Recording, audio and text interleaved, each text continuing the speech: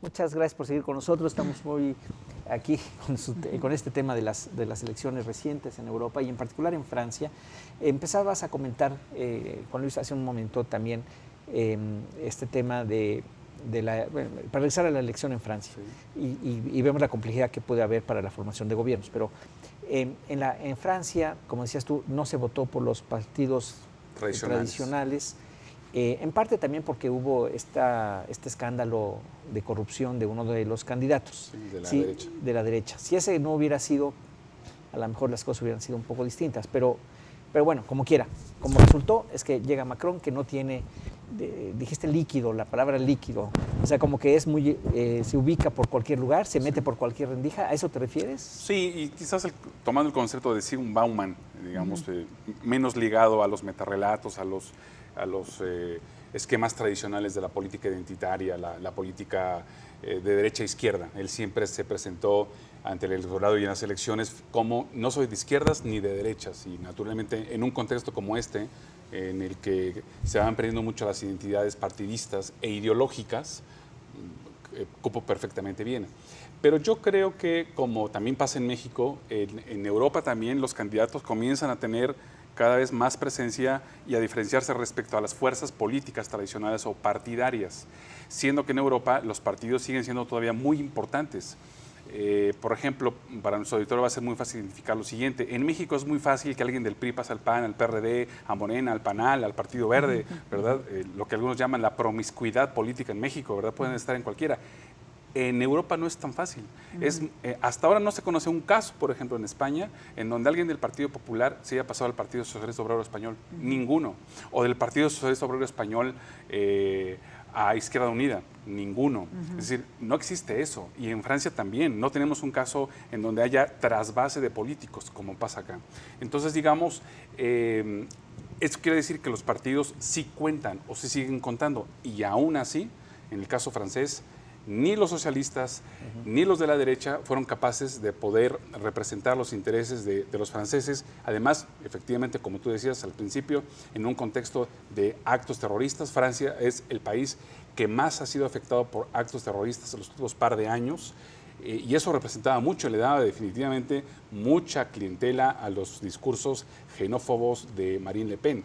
Entonces, digamos, Macron en todo caso supo muy bien identificar por dónde tener una plataforma transversal de centro, que incluso si uno ve la plataforma de gobierno de Macron, tiene muchas ideas de la izquierda y muchas ideas de la derecha.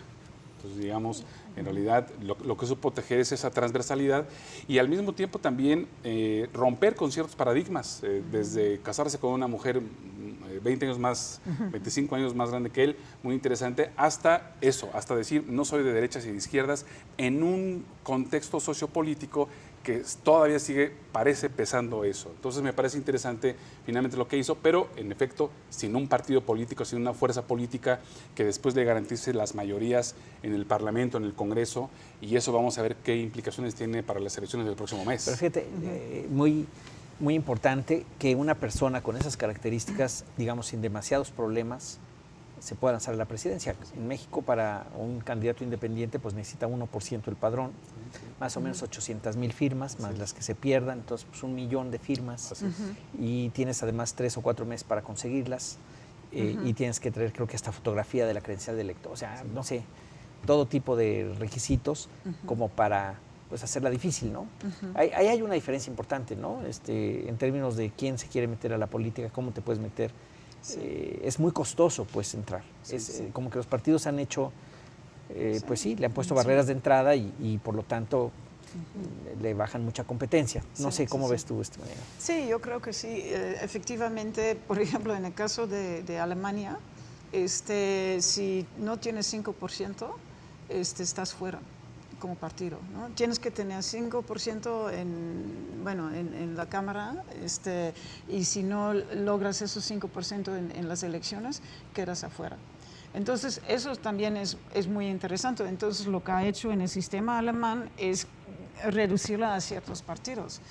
En Holanda no es así, tenemos, no sé, como 20 partidos. 20 o más, pero lo que estabas diciendo, efectivamente, tampoco hay gente que van de un partido a otro partido, pero lo que sí hacen es o crean su propio partido. Entonces, digamos que viene del Partido Socialdemócrata y dice, pues ya no estoy de acuerdo, me quedo en el Parlamento, pero me pongo como independiente o organizo otro partido. ¿Sí? Una plataforma X, y eso ha pasado. Entonces, Wilders, por ejemplo, ha perdido gente porque ya está muy conocido que es tiene una personalidad muy autoritaria.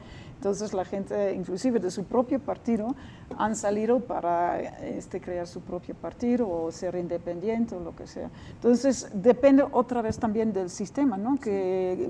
Cuáles son las reglas, cuáles imponen los partidos existentes para también cerrar un poquito la puerta y en un sistema que ya tiene de por sí muchos partidos es más fácil tal vez entrar con otra plataforma, ¿no? Con otra agenda. En Francia, ¿cómo estuvo entonces lo de Macron?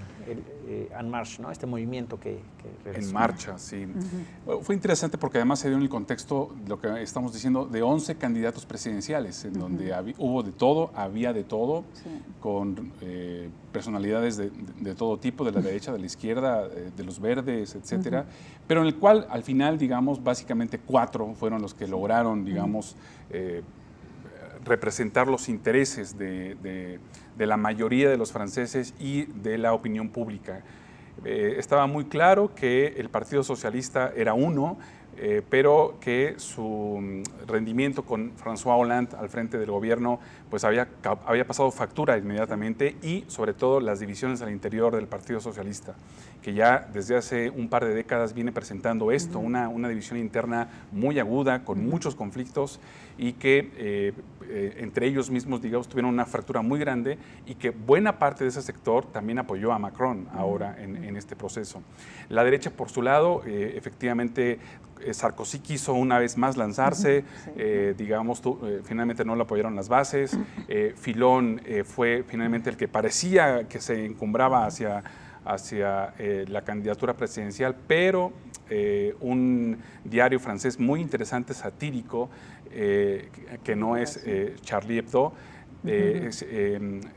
lanza una investigación muy interesante en donde plantea perfectamente cómo, al menos su esposa y después él diría sus hijos también estaban metidos ahí en cosas de corrupción. Entonces, digamos, el candidato de la derecha, el candidato de la izquierda terminan, digamos, no protagonizando la elección, y finalmente ya desde hacía varios meses se veía venir que el desafío se llamaba Marine Le Pen, se llamaba el Frente Nacional, un partido que desde que lo fundó el padre de Marine representaba mucho antes que Trump, y quizás de los primeros intentos en Europa por representar el hartazgo frente a las instituciones europeas desde Bruselas, la migración, la pobreza, la desigualdad que comienza a verse cada vez más al interior de los países europeos, y que desde una perspectiva de nacionalismo revitalizado, digamos, ya representaba el Frente Nacional una postura y una posición en Francia, que en su momento enfrentó también en una segunda vuelta electoral al Frente Nacional con Jean-Marie y a Jacques Chirac, ni más ni menos, en donde la izquierda se quedó fuera totalmente. Entonces, digamos, ya había un antecedente hace años en donde los franceses tuvieron que elegir si dejaban que llegaba la ultraderecha o la derecha.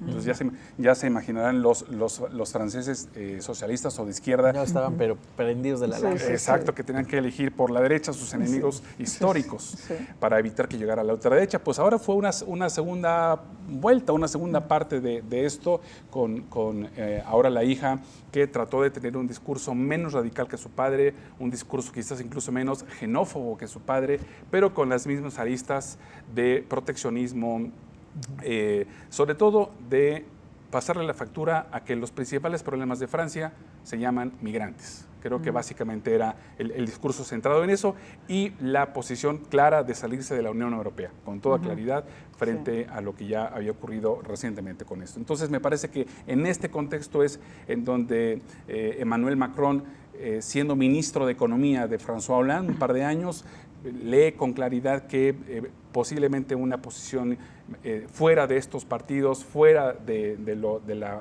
política tradicional, podría tener un espacio, y ahí es donde se metió frente a una izquierda que al final terminó siendo, con Francia insumisa, con Mélenchon, pues la posibilidad de que Bernie Sanders representó en Estados Unidos. Y pues estuvo a punto ahí de poder meterse a la segunda vuelta, pero finalmente Macron logró liderar finalmente el centro con, insisto, una política transversal. Bueno, nos tenemos que ir a corte, pero regresamos, estamos con ustedes en contexto para estar desmenuzando esto de Francia y sus implicaciones, no solo para Europa, sino para el mundo. Regresamos.